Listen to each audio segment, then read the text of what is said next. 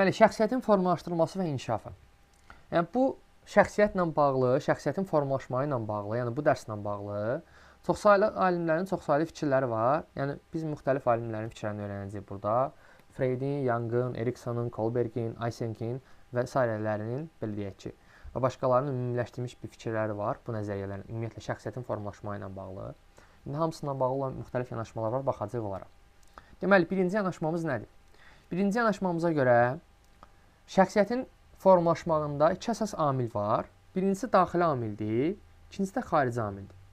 Daxili amillər nədir? Daxili amillər insanın genetikasıdır, biolojidir, fizioloji, ondan sonra fiziki amilləridir. Yəni, bunların hər biri daxili amillər sayılır və daxili amillər insanın şəxsi fəallığını, onun marağını, insanlarla ünsiyyətini və münasibətini özündə birləşdirir. Yəni, əzbərəmə ehtiyac yoxdur, sadəcə olaraq birinci daxili amillər genetikadır, biolojidir, fizikidir, fizioloji amillərdir və bunlar insanın şəxsi fəallığını, marağını, insanlarla ünsiyyətini və münasibətini özündə birləşdirir. Ümumilikdə yanaşma olaraq dedik ki, bu yanaşma iki yerə bölünür. İndi ikincisinə baxırıq, xarici amillər nə deməkdir bəs? Xarici amillər fərdin mədəniyyətə sahib olmağıdır, sosial-iqtisadi vəziyyətidir, ailə mühitidir. Yəni, xarici amil dedikdə onun mədəniyyəti, sosial-iqtisadi vəziyyəti və ailə mühitidir. Yəni, bunlar şəxsiyyətə təsir edir xarici amil kimi. Və xarici amillər ictimai mühiti, kollektivi, tərbiyəvi təsirləri özündə birləşdirir. Yəni, ictimai mühiti, kollektivi, tərbiyəvi təsirləri özündə birləşdirir. Hansı amillər? Xarici amillər. Və xarici amillər deyikdə nələr nəzərdə tutulurdu?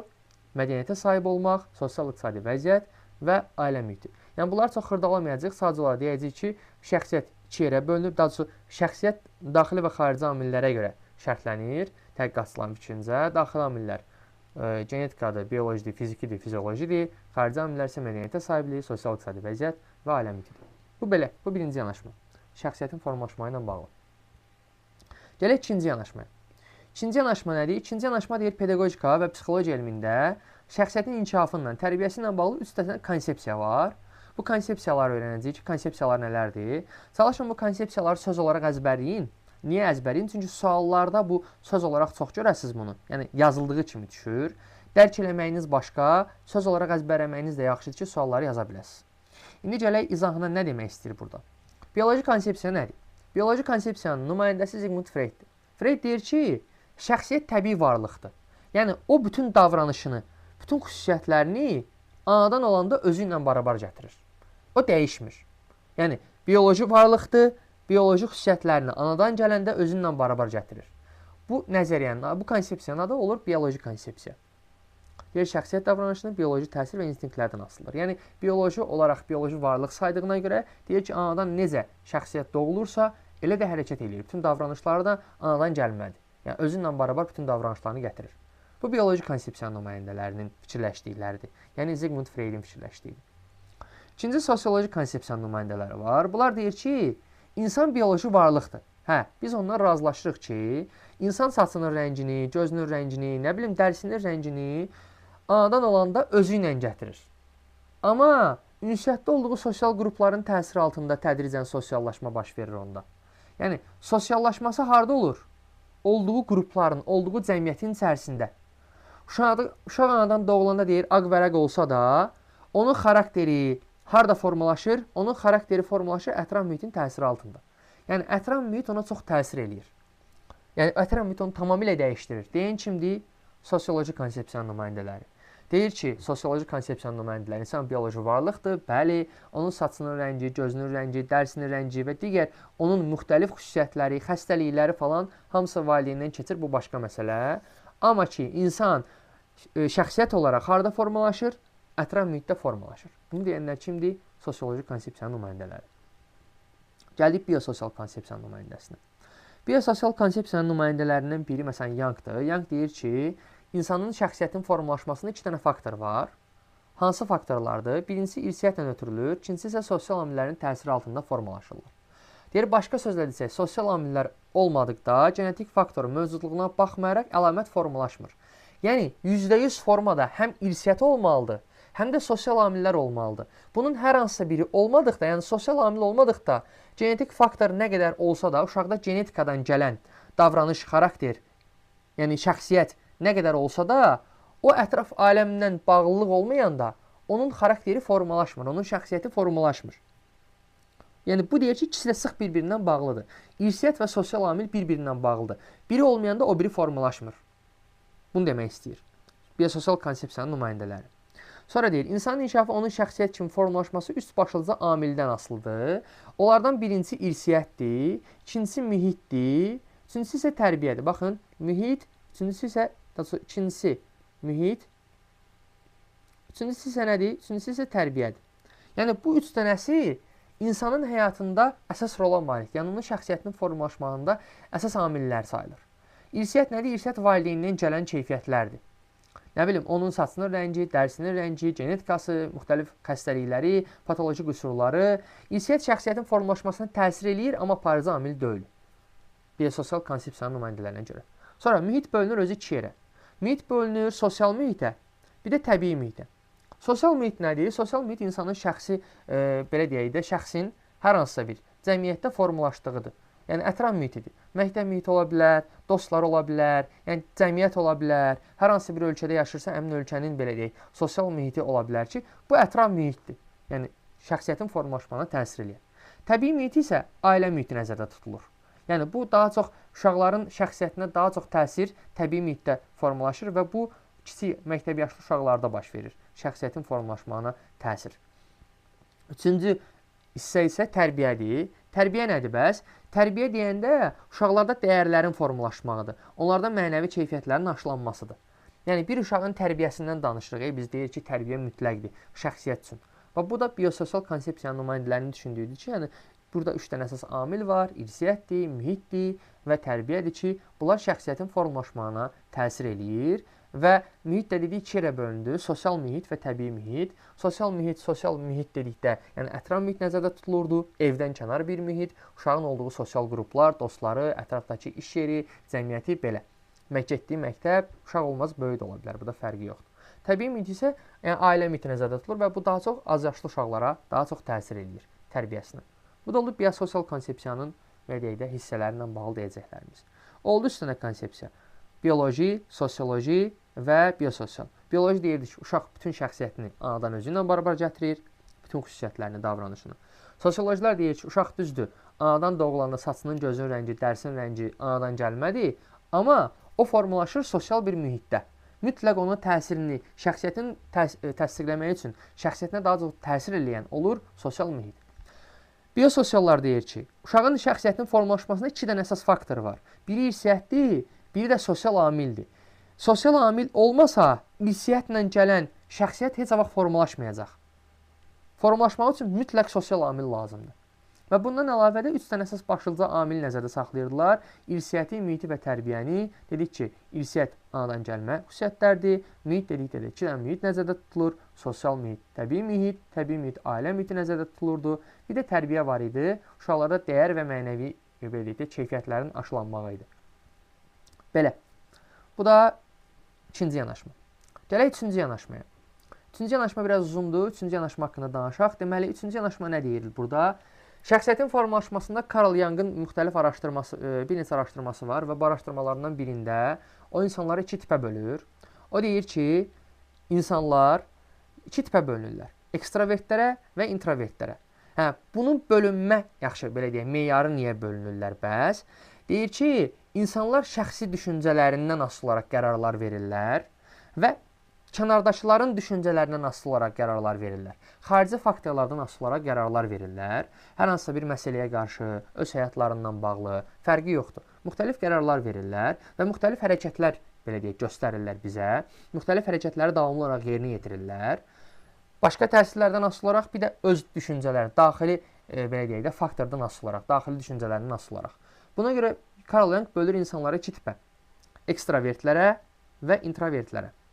Və bu, insanların, belə deyək ki, elədikləri şeyin təkrarlanmağından asılıdır ki, onlar hərəkətlərini daxili düşüncələrinə görə daha çox təkrarlayırlarsa, olurlar introvert, xarici düşüncələrinə görə, xaricdəki kənar insanların düşüncələrinə görə, kənar, belə deyək, sosial mühitin təsirinə görə daha çox hər hansı bir hərəkətləri təkrarlayırlarsa, olurlar ekstravertlər. İndi gələk buna baxaq, qısa olaraq çalışam, danışım ki, çox uzun olmasın. Ekstravertlər dedik nədir? Ekstravertlər kənar təsirlərin nəticəsində qərar qəbul edənlərdir, hər hansı bir işi görənlərdir. Deyək ki, kimsə gedir paltar almağa, adam var tək gedir almağa, adam da var gedir kimdənsə dostundan, yoldaşından və yaxud da ki, gedəndə hətta 200 nəfərə belə geyindiyi paltar atır ki, mən hansını alım? Bax, bunlar ekstravertlərdir. Çünki bunlar qərarlarını başqa insanların qoyduğu meyarlara uyğun olaraq verirlər. Başqa insanları nəzərə alaraq qərar verirlər. Hər hansısa davranışı, hər hansısa bir hərəkəti başqalarını düşünərək, onların belə deyək, verdiyi qərarlara, onların düşüncələrini nasıl olaraq hərəkətlər eləyirlər. Yəni, xarici amillər onların hərəkətlərinə, onların düşüncələrinə çox təsir eləyir. Onların şəxsiyyətini belə deyək, xarici amillər daha çox formalaşdırır. Onlar o şəxsiyyətlərini xarici amillərə görə deyək, formalaşdırırlar. Bunlar olurlar ekstravertlər. Ekstravertlərdə olan xüsusiyyətlər var. Baxaq o xüsusiyyətlərə. Deməli, ekstravertlər daha çox ünsiyyəti sevirlər. Təklik olanlar sıxılıcı gəlir onlara. İnsanlarla onlara danışmaq onlara stimul verir. Diqqət mərkəzində olmağı sevirlər bu insanlar. Bir çox onlarda ətrafda olan insanlarla onların fikirlərinə uyğun olaraq hərəkətlər eləyirlər. Bəzən nəticə çıxarmağa tələsirlər. Tələsəndə də qısa müddətli yaddaşlarından istifadə edirlər, amma tez nəticəyə gəlirlər. Məlumatlar arasında sürətli əlaqə yaradırlar, ona görə də tez nəticəyə gəlirlər. Sonra, bəzən dərindən düşünmədən nəticə çıxarırlar, buna görə də fikirlərini tez-tez dəyişirlər. Dediyimiz kimi, bunlar dəyişən fikir olurlar, amma tez fikrə gəlməyi də bacarırlar. Dəyişən fikir olurlarına görə ki, başqalarının təsirləri var burada. Yaxşı, bəs ekstravertin rastlaşa biləcəyi çətinlik nədir? Ekstravertin rastlaşa biləcəyi çətinliklərdən bir neçəsi var ki, bunlar daha çox xarici belə deyək, təsirlərə meyilli olduqlarına görə, deyək ki, məsələn, əgər uşaqdır da, bu müəllimi sevmirsə, müəllimi şəxsi olaraq sevmirsə, müəllimin keçdiyi fəni də sevməyəcək. Bu bir problemdir. Və yaxud da ki, məsələn, deyək ki, ekstravertin digər bir problemi başqalarının təsirinə çox düşdüyünə görə, o özünü digər insanlara yaxşı göstərmək üçün hər hansı bir mühitdə, deyək ki, dost, yoldaş mühiti, əgər yaxşı bir mühit olmasa belə, o özünü onlara yaxşı göstərsin deyə, özü onların içərisində bir yer tutsun, bir status əldə eləsin deyə, onların pis vərdişlərinə başlayıb qoşulacaqdır. Yəni, bu ekstravertin, belə deyək də, yaşadığı çətinliklərdən biridir, həyatda yaşadığı çətinliklərdən biridir. Bundan əlavə, ekstravertlərin tez-tez belə deyək, rastlaşdığı çətinliklərdən biri də problemlərlə bağlı dərindən düşünməməkdir. Onlar hər hansı bir problemlə bağlı dərin düşünmədiyinə görə bir çox hallarda yanlış qərarlar verirlər. Problemi həll eləməklə bağlı. Bu da ekstravertlərin, yəni belə deyək də, qarşına çıxdığı çətinliklərdən bir neçəsidir. Yəni, çox saya bilərik, sadəcə olaraq kitabda verilənlər bunlardır. Yəni, özümüz də məntiqlə düşünsək, çox saylı ekstravertlərə problemlər saya bilərik ki, ekstravertin bu problemi ola bilər, o problem olar və yaxud da başqa. Gəlir indi introvert düşünənlərə, introvert daha çox şəxsiyyət növünə malik olanlara. İntrovertlər qərarlarını daha çox subyektiv düşüncələrinə əsasən verirlər. Yəni, onlar xarici faktorları, xarici fikirləri nəzərə almırlar. Bu o demək deyil, tamamilə nəzərə almırlar. Xeyr, sadəcə olaraq xarici faktorları eşidib, qərarları sonda özləri verirlər. Məsələn, gedirsiniz paltar almağa deyək ki. Ətrafda kimsə dostunuz var, sizlə gedib paltar almağa. Deyək ki, o sizə deyək ki, yaxşı deyil də, sənə yaxşı yaraşmır, sənə yaxşı durmur əynindəki paltar. Onu alma, başqasını al. Yəni, siz onun fikrinə deyək ki, qiymət verirsiniz, deyək ki, dəyərləndirirsiniz. Amma deyək ki, onun dediyi paltarı yox, gedib tamamilə başqa, amma fərqli bir paltar alırsınız. Yenə də qərarı kim verdiniz? Özünüz. Yəni, introvertlərin qərarı sonda özləri verirlər. Amma xarici faktorları da deyək ki, qiymətləndirirlər. Sırf konkret onların dediyi kimi yox, amma sadəcə onları qiymətləndirərək, deyək ki, hər hansı bir düzgün fikirdə onları seçirlər, amma yenə də sonda öz fikirlərinə əsaslanaraq qərar verirlər. Yəni, başqalarının təsiri altında introvertlər demək olar ki, düşmürlər. Demək olar ki, düşmürlər. Onlar üçün xarici faktorlar əsas deyil. Məsələn, deyək ki, hər hansı bir uşaqdır, müəllimi sevməsə belə, müəllimin dərsini sevir. Niyə? Çünki onun maraqlı olan fəndir, müəllim deyil. Yəni, ona xarici faktor, yəni müəllimin yaxşı olub-olmağı, onunla münasibətinin yaxşı olub-olmağı təsir eləmir. O fənni sevirsə, oxuyacaq. Yəni, introvertlər belədir. Onların düşüncələrinə xarici faktorlar təsir eləmir demək olar ki. İntrovertdə hansı xüsusiyyətlər var? İntrovertlər səthi müzakirələrdən yorulurlar, yəni boş-boş söhbətlərdən yorulurlar. Onları təklik qalmaq stimullaşdırır, onlara tək qalmaq motivasiya verir. Sonra öz subyektiv düşüncələrinə əsasən mülahizələr irəli sürürlər. Sonra nəticə çıxarmaq üçün daha uzun müddətli yaddaşdan istifadə edirlər. Bu da vaxt aparır onlarda qərar vermək üçün. Çünki çox düşünürlər. Nəticə çıxarmaq üçün deyir, daha çox vaxta ehtiyac duyurlar. Çünki uzun müddətli yaddaşdan istifadə elədiklərinə görə, çox düşündüklərinə görə vaxt daha çox alır onların qərar verməyi hər hansı bir məsələ ilə bağlı. Bəs yaxşı, introvert hansı çətinliklə rastlaşa bilər? Introvertlə belə deyək, qarşılaşdığı çətinliklərdən biri odur ki, onlar hər hansı bir məsələ ilə bağlı düşündükdə həddindən artıq çox düşünürlər. Məsələn, dərsdə, sinifdə deyək ki, introvert şəxsiyyət tipinə malik uşaq var. Müəllim sual verəndə bu uşaq çox düşünür. Uşağın çox düşünməyi də deyək ki, onu müəyyən müddətdən sonra qapalı düşüncə tərzinə çevirə bilər. Niyə? Çünki uşaq suala cavab verməz, çox düşünər, müəllim də ona vaxt verməz. Həmin sualı səsləndirməklə bağlı, cavabı səsləndirməklə bağlı.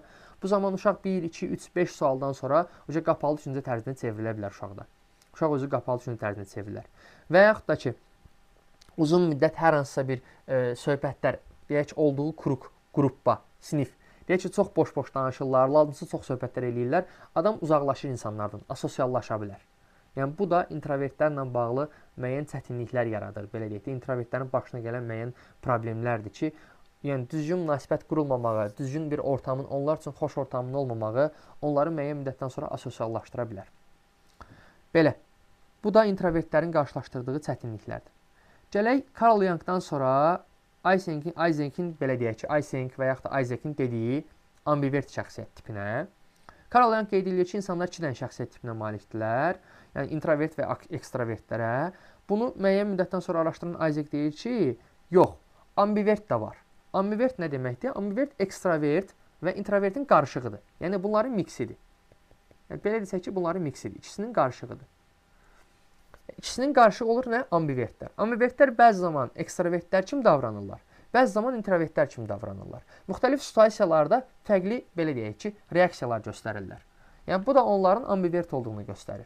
Əvvəllər düşünürdülər ki, ambivert insanlar çox azdır. Amma son, belə deyək, araşdırmalardan sonra, məsəl üçün, bu alimin araşdırmasından sonra 500 uşaq üstündə araşdırma eləyib və görüb ki, əksinə, insanlar içərisində introvertlər daha azdır. Ambivertlər və ekstravertlər isə deyək ki, 500 uşaq içərisindən aparılan araşdırmada eyni faiz göstəricilərinə malikdir. Yəni, ambivert haqqında bir də təzdən danışmayacağım, çünki ekstravert və introverti ayrıcana danışdıq. Sadəcə olaraq bildirin ki, ambivertlər ekstravert və introvertin miksidir. Hər hansı bir situasiyada uşaq özünü introvert kimi apara bilər, digər bir situasiyada özünü ekstravert kimi apara bilər.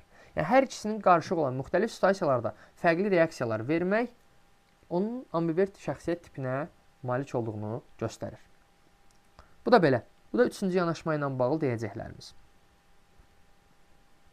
Ekstravert, ambivert. Ekstravert və introvert oldu Carl Jung'ın düşüncələrinə görə, yəni şəxsiyyət tipləri. Isaac'in düşüncəsinə görə isə bir dənə də ambivert şəxsiyyət növü var. Ambivert haqqında danışdıq ki, ikisinin də miksidir, yəni qarışığıdır. Gəlik 4-cü yanaşmaya. Şəxsiyyətin formalaşmasının 4-cü yanaşmasında biz xarakterin mərhələlərindən danışırıq.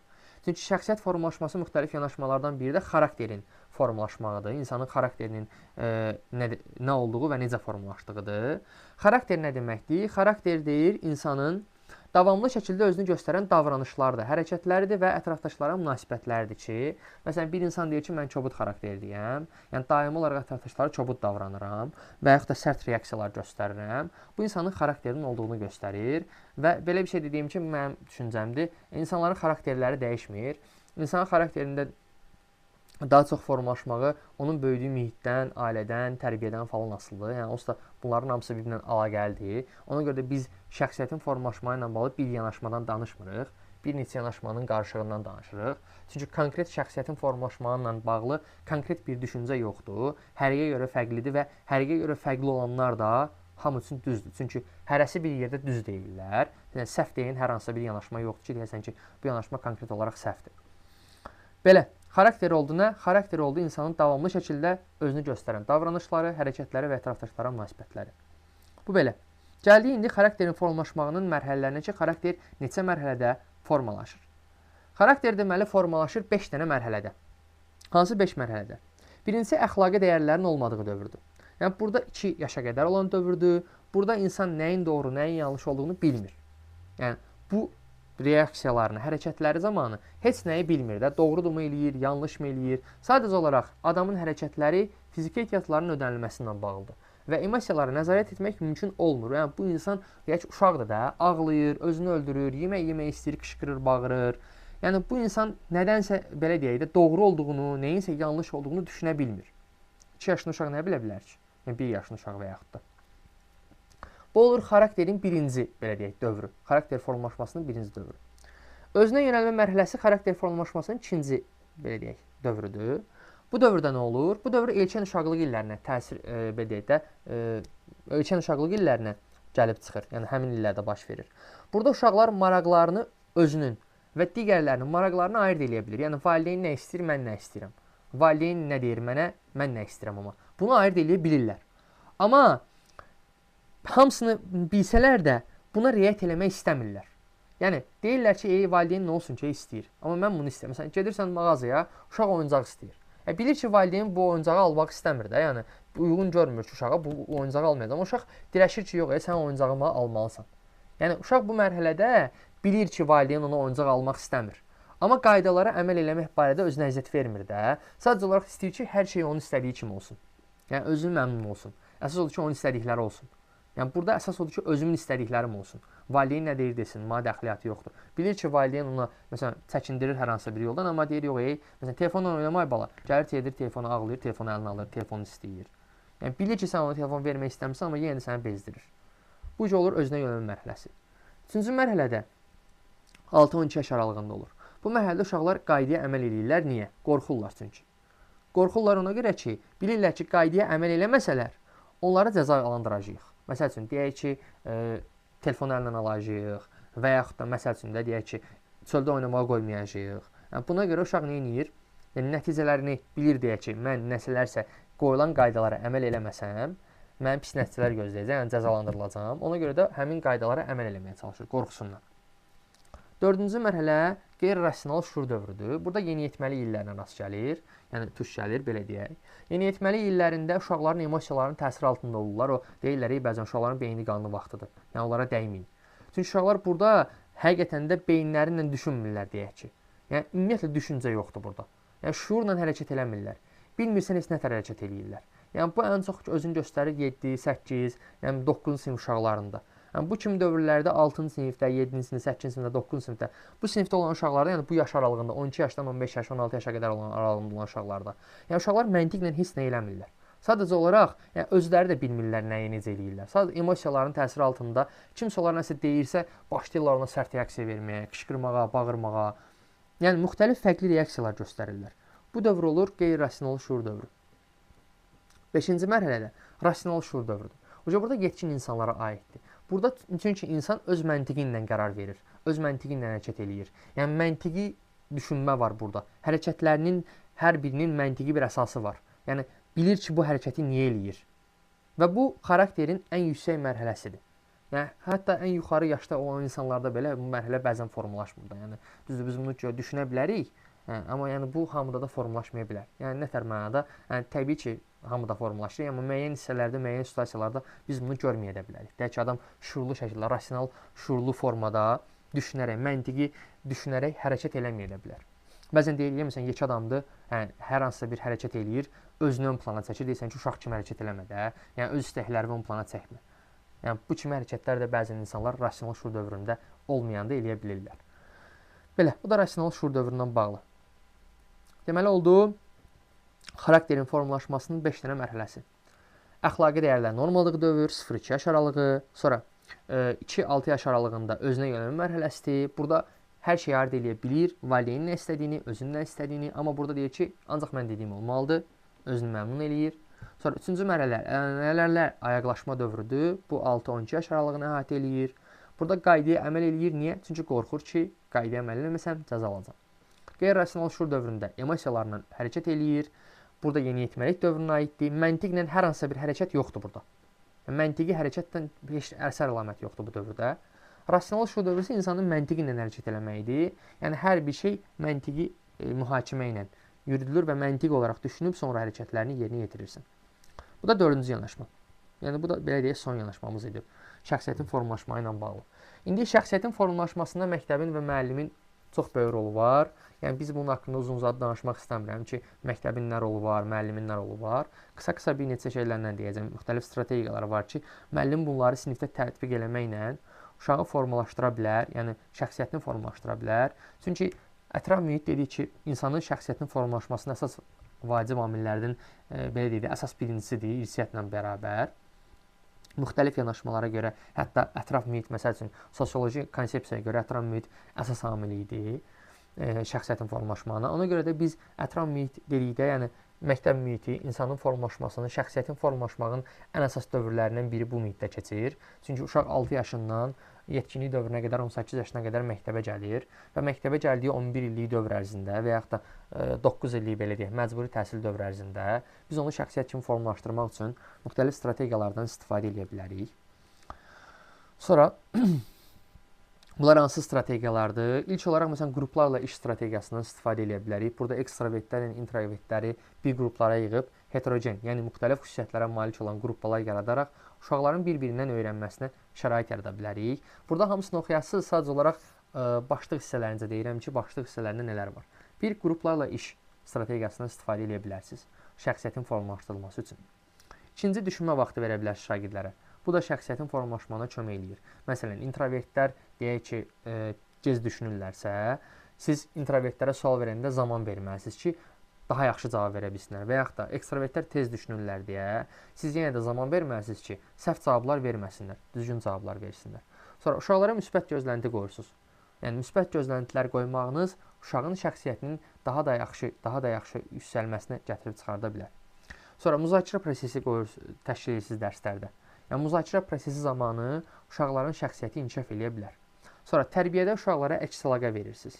Yəni onların təkcə mənfilərini yox, həm də müsbətlərini bildirirsiniz onlara. Yəni müsbətləri demək uşaqların tərbiyəsini daha da belə deyək, ön plana çəkir, daha da yaxşılaşdırır və bu da şəxsiyyətin formalaşmasına təsir edir. Sağlam və qayğıkeş bir mühit yaradırsınız sinifdə.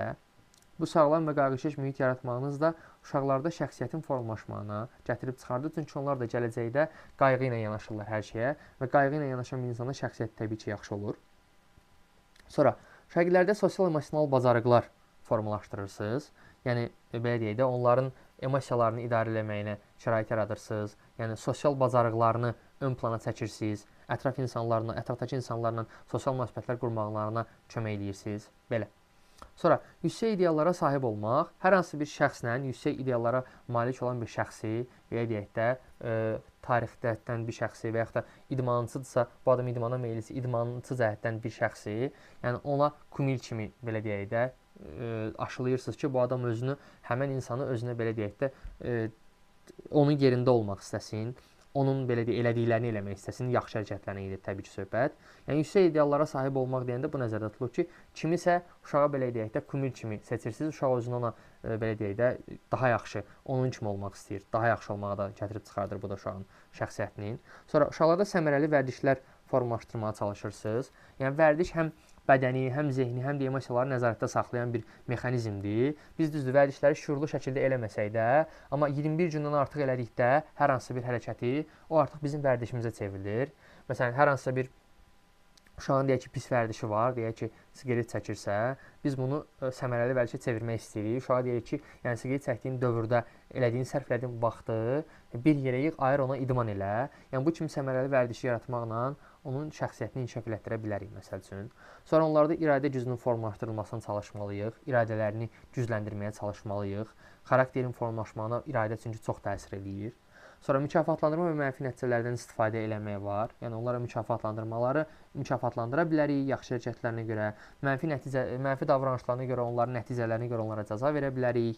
Sonra əxlaqi mənəvi mövzularda müzakirələr və problem həll etmə fəaliyyətləri ön plana ata bilərik ki, və uşaq bunlara görə də fikirlər bildirsin. Məsələn, deyək ki, ilqari seçki ilə bağlı bir məsələ ortalığa qoyuruq. Yəni bu zaman uşaqlar fikirlər bildirirlər, müzakirə eləyirlər. Bu da onlarda şəxsiyyətin formalaşmasına təsir eləyə bilər. Özü ilə bağlı refleksiya eləməyinə şərait yaradırıq. Yəni özlərinin elədiklərini hal-hazırdakı olduqları vəziyyətlə əvvəl olduqları vəziyyəti nəzərdən keçirsinlər, qiymətləndirsinlər. Sonra dördüncü olaraq məktəbdə ədalətli bir mühit yaratmalıyıq, hörmət hisslərinə əsaslanan bir mühit yaratmalıyıq ki, yəni hörmətlə davranmalıyıq həm şagirdlərə, həm digər işçilərə. Yəni bu zamanda bizim bunu eləməyimiz, yəni ədalətli və hörmətli bir mühit yaratmağımız da şagirdlərin şəxsiyyətinin inkişafına yaxşı təsir edəcək, yəni müsbət təsir edəcək. Bu da strategiyalar. Yəni çalışdım qısa formada adlarını deyim. Belə. Gəldik yenidən qısalaşdırmağa, şəxsiyyətin formalaşmağı ilə bağlı deməli 4 dənə yanaşma öyrəndik. Birinci yanaşmada şəxsiyyət formalaşırdı daxili amillərdən və xarici amillərdən. Sonra ikinci yanaşmada 3 dənə konsepsiya var idi. Bioloji, sosioloji, biososial. Biologilər deyirdi ki, uşaq hər bir şeyi, yəni şəxsiyyət olaraq hər bir şeyi öz davranışını anadan gələndə özü ilə barabar gətirir. Sosioloji konsepsiyada deyirdi ki, uşağın dərisinin rəngi, saçının rəngi, yəni müxtəlif xüsusiyyətlər anadan gəlməkdirsə də, onun şəxsiyyəti formalaşırdı sosial mühitdə. Sosial mühit olmasaydı, onun şəxsiyyəti formalaşmırdı. Biososial konsepsiyadaşlar deyir ki, uşaq öz şəxsiyyətini irsiyyətdən gətirsə də, yəni belə deyək də, irsiyyətlə gəlsə də, o sosial amil olmadan formalaşa bilməz. Yəni həm şəxsiyyət lazımdır, həm də sosial amil lazımdır ki, hər ikisinin təsiri nəticəsində uşaqda şəxsiyyət formalaşsın. Və burada irsiyyət, mühit və tərbiyə ön plana çıxırdı. İrsiyyət nə idi? Valideynindən keçən idi. Mühit nə idi? Mühit iki yerə bölünürdü. Sosial mühit, yəni uşağın ətraf mühitdə hər hansı bir qrupda olmağı və təbii mühit, yəni ailə mühiti, biri tərbiyə. Bu üç dənə şey önə çıxırdı biososial konsepsiyada. Sonra üçüncü yanaşma da Young'ın yanaşması idi. Young deyirdi ki, insanlar ətraf təsirlərə görə verirlər qərarlar. Bunlar ekstravertdirlər. Öz düşüncələrinə görə qərar verirlər. Bunlar introvertdirlər. Young'dan sonra da Isaac deyirdi ki, introvertdən və ekstravertdən başqa da bir dənə də ambivert var. Ambivertlər də həm bəzi situasiyalarda ekstravertlər kimi qərar verənlərdir. Bəzi situasiyalarda introvertlər kimi qərar verənlərdir. Bu da Isaac'in dediyi.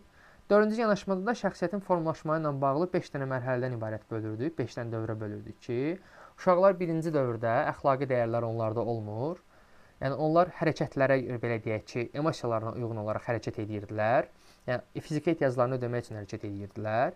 Sonra özünə yönəlmə mərhələsində ayırd eləyə bilirdilər fikirləri, amma yenə də öz istədiklərini edirdilər, özlərini məmnun eləməyə çalışırdılar.